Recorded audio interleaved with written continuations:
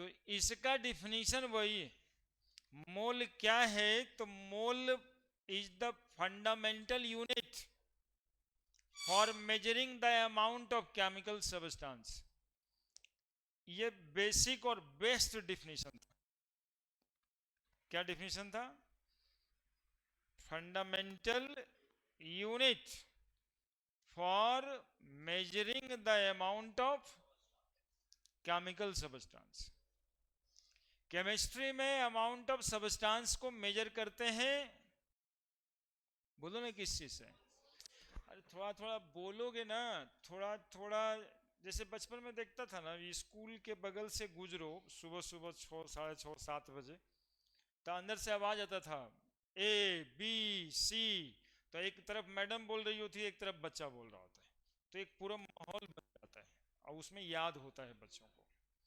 उसी तरीके से तुम लोग भी काम करो। तुम लोग शर्मा लेते हो, उसमें बड़े हो जाते हो फट से। हम कैसे बोलेंगे?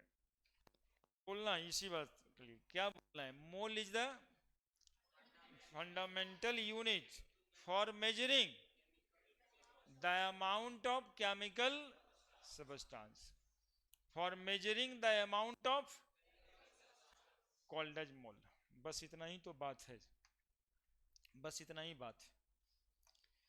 7 फंडामेंटल यूनिट होता है, 7 में वो एक फंडामेंटल यूनिट ये भी है, fundamental unit for measuring the amount of chemical substance, amount of chemical substance, fundamental unit for measuring the amount of chemical substance. जी sir.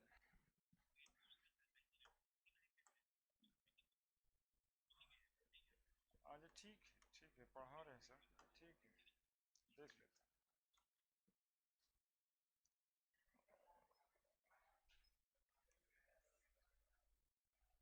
Fundamental unit for measuring the amount of chemical substance.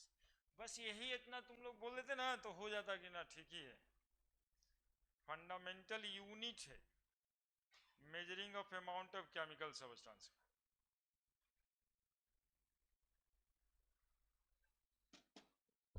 क्या 7 fundamental unit कौन कौन सा बच्चा? हम भी एक बार लिख दें। 7 फंडामेंटल यूनिट होता है। कौन कौन सा? केजी। यूनिट तो केजी होता है ना, मास मेजरमेंट के लिए। मीटर लेंथ मेजरमेंट के लिए। सेकंड टाइम मेजरमेंट के लिए। कैनेडेला लुमिनस इंटेंसिटी के लिए। और बताओ। मोल तो हुई, अभी हुई रहा है, सबसे लास्ट में लिखेंगे, बाकी बीच में भी कुछ कुछ है। केल्विन टेम्परेचर मेजरमेंट के लिए। और बताओ। एम्पियर करंट मेजर के लिए। वाट नहीं होता है, कोई वाट बोल रहा है, वाट नहीं होता है, डिराइव्ड है। क्या को लिखे? तो ये वो 7वां ही तो मूल होता है ना, अमाउंट ऑफ केमिकल सब्सटेंस। देखो कितना बेसिक डिफिनीशन है। एक्चुअली में हुआ क्या था कि केमिस्ट्री में अमाउंट ऑफ सब्सटेंस कैसे मेजर करेंगे। अब जैसे किराना दुकान पे जाएंगे तो 1 kg कह देंगे, होलसेल वाला दुकान में जाएंगे 1 पसेरी कह देंगे, 1 मन कह देंगे, 1 क्विंटल कह देंगे, है ना, उसका दुकान का यूनिट। तो केमिस्ट्री में जो अमाउंट था उसको मेजर करने के लिए कौन सा यूनिट होना चाहिए? तो एक साइंटिस्ट साहब डिस्कवर किए थे मोल। यूनिट में MOL लिखा था भाई, यूनिट में MOLE मन मत लिखना, है ना, यहाँ पे लिखाएगा ये मोल में ही, है ना। जब जब यूनिट लिखना रहेगा मोल का तो क्या लिखाएगा, MOL। चलिए लिखिए, लिखिए ना एकदम है।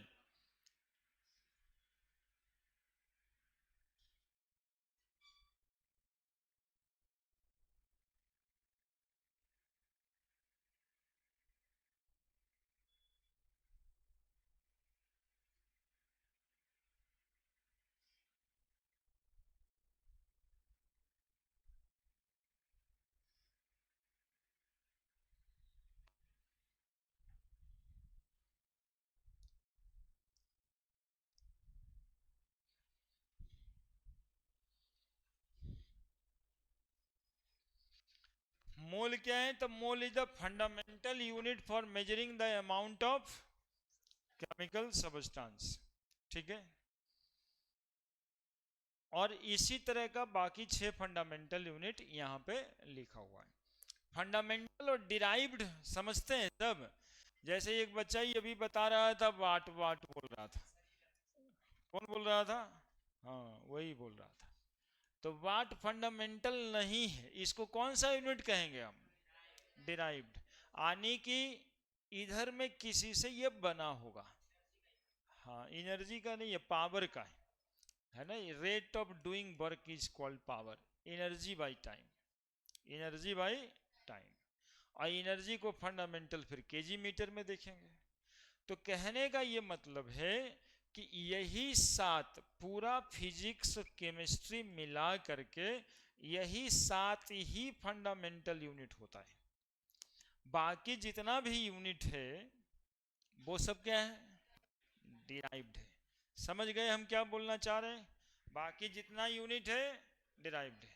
जैसे वेलोसिटी का यूनिट मीटर पर सेकेंड, तो मीटर यहीं से आया और सेकेंड इसी से आया, तो डिराइव्ड हो गया।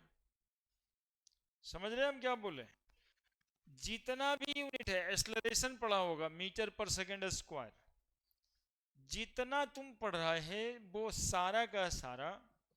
और नहीं विश्वास है तो एक आध को पूछ के देख लो, बोला सर फोर्स का न्यूटन होता है, न्यूटन कैसा यूनिट है, तो बोलेंगे हम डिराइव्ड। बोले सर कैसे आया होगा, तो देखो mass into acceleration, mass into acceleration को क्या लिखेंगे, velocity by time, acceleration is equal to velocity by time. अब वेलोसिटी को क्या लिखेंगे, डिस्टेंस बाई टाइम, तो मास इनटू वेलोसिटी हो गया distance by time into time. Mass का यूनिट एस और टाइम का, है ना, इसी को एसआई में न्यूटन कहते हैं। तो डिराइव्ड हो गया कि नहीं हो गया, कहाँ फोर्स न्यूटन में, और इसको डिराइव्ड कर दिए तो कहाँ से आ गया, यही 3 फंडामेंटल यूनिट से आ गया, केजी से, मीटर से और सेकंड से। तो हम ये कह रहे हैं आपको कि पूरे दुनिया में यही 7 फंडामेंटल यूनिट होता है, यही 7 होता है। बाकी जो भी कोई क्वांटिटी होगा, जो भी तुम्हारे दिमाग में आ रहा है अभी उठ रहा है, जैसे किसी के दिमाग में रेजिस्टेंस उठ रहा है, वो फंडामेंटली वो इससे डिराइव्ड हो जाएगा, है ना, फंडामेंटली वो इससे डिराइव्ड हो जाएगा। तो जितना भी फिजिकल क्वांटिटी है all of they are derived, only these 7 are fundamental. Resistance वाला दिमाग में किसी का आ रहा था, और नहीं आ रहा है तो फिजिक्स में आएगा, फिजिक्स में चैप्टर है डायमेंशन, है ना। हमको इधर तो मोल के तरफ जाना है। अरे वाह, जबरदस्ती नहीं, जब जा रहे हैं उधर तो लेके जाएगा। उससे नहीं ड्राइव होगा वो, ड्राइव कर दें, देखो देखो ड्राइव कर देते हैं। अजय वो मन में आ गया है तो कर देते हैं, लेकिन बहुत टाइम लगेगा, इतना आसान भी नहीं है। रेजिस्टेंस पढ़ा था तुम लोग, याद है, कौन सा लॉ से ये आया था, क्या बोले थे ये भाई साहब, अब हम क्या पढ़ाने लग गए। तो भी बराबर है ना, भी बराबर यहीं से रेजिस्टेंस आया था। आर इज इक्वल टू भी बाई, अब बताओ भी बराबर क्या? भी पोटेंशियल को ना कहेंगे बच्चा, तो work done per unit charge is called potential. क्या याद है? Work done per unit charge को पोटेंशियल कहते हैं। डब्ल्यू किसको कहेंगे? Work done. क्यू चार्ज का एक फॉर्मूला पढ़े थे शायद आप, Q is equal to I T, पढ़े थे? याद है? याद है तो बताओ, शर्माते क्यों? अभी ये ना बोर्ड दिया होगा यार। करंट कहते हैं इसको। आई को क्या कह रहे हैं? करंट। और टी को क्या कहेंगे? तुम लोग हमको कहीं डेविएट कर दिया इन्होंने। अब हमको ये बताना है, तुमको हम क्या बताना चाह रहे हैं बताओ? तुमको हम बताना चाह रहे हैं कि रेजिस्टेंस का जो यूनिट देखा था तुम लोग ओम, वो भी एक फंडामेंटल डिराइव्ड था, यानी केजी मीटर में उसको भी ला सकते हैं, हम ये कहना।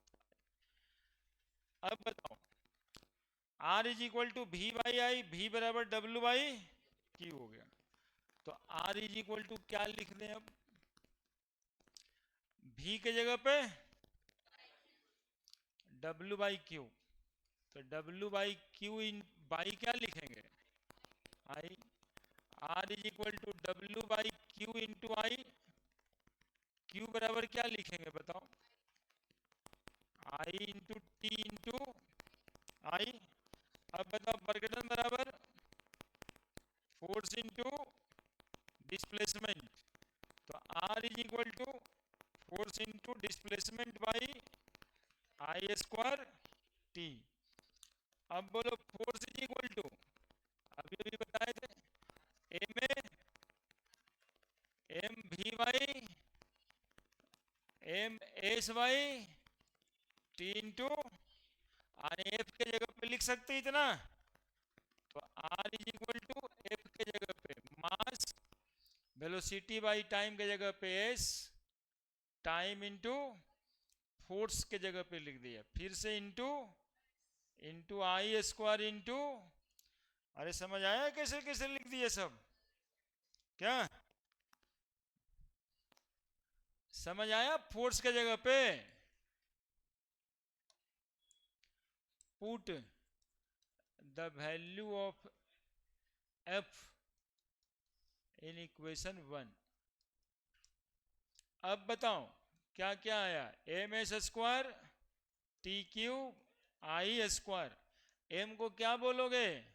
के जी। एस को टाइम को सेकेंड माइनस टू, एम्पियर को -2। देखे केजी मीटर सेकेंड में आर कैसे आया? तो आर एक रेजिस्टेंस, एक डिराइव्ड क्वांटिटी कहेंगे कि फंडामेंटल कहेंगे? क्यों डिराइव्ड कहेंगे? क्योंकि उसी 7 यूनिट से ये डिराइव्ड होगा, उसी 7 यूनिट से निकल के आ जाएगा। तुम लोग जिसको पिछले क्लास में आर इज इक्वल टू भी बाई आई समझे थे सिर्फ, उसी का फॉर्मूला आज हम कितना सारा बता रहे हैं। आर बराबर W by Q into I.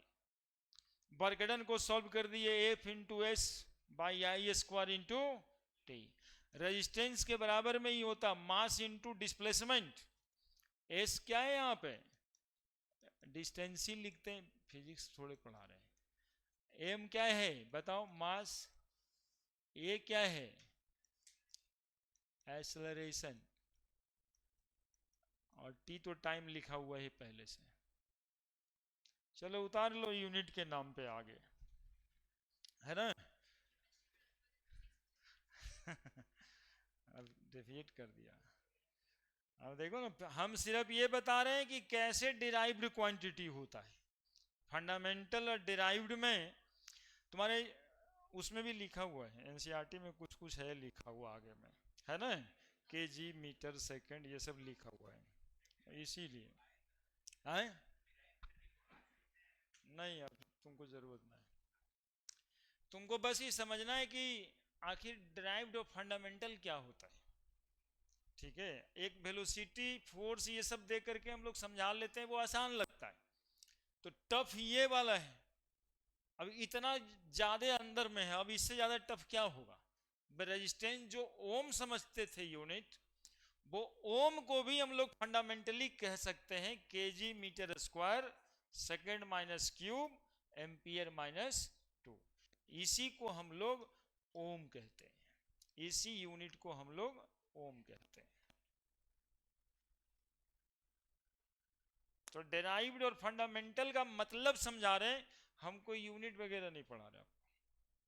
Derived क्या होता है और फंडामेंटल क्या होता है, इसका मतलब समझा रहे थे। तो मतलब हम समझा रहे थे कि आप समझे, आप लोग डिराइव्ड और फंडामेंटल का मतलब समझे कि वही सात है फंडामेंटल, उसी से दुनिया का सब क्वांटिटी हम लोग डिराइव्ड कर सकते हैं। जैसे एक बेहद कम जानने वाला क्वांटिटी रेजिस्टेंस भी हम आपके सामने डिराइव्ड कर दिए फंडामेंटल टर्म में, हम ये कहना चाह रहे हैं। क्यों लिख लो, लिख लो, क्यों नहीं, इसमें बहुत सारा बात है बच्ची। बर्गन बराबर कितना फार्मूला लिख दिए, देखो ना, 10वां में इतना ही फार्मूला तुम लोग शायद पढ़ा होगा, सबको मिला के लिख दिए आज एक के बार में। और क्या पढ़े थे, सब तो पढ़ा ही था। हाँ तो और क्या, और फिर जो 9th में मोशन होगा उसमें इतना होगा, एक्सलरेशन वाला होगा वो में, और क्या।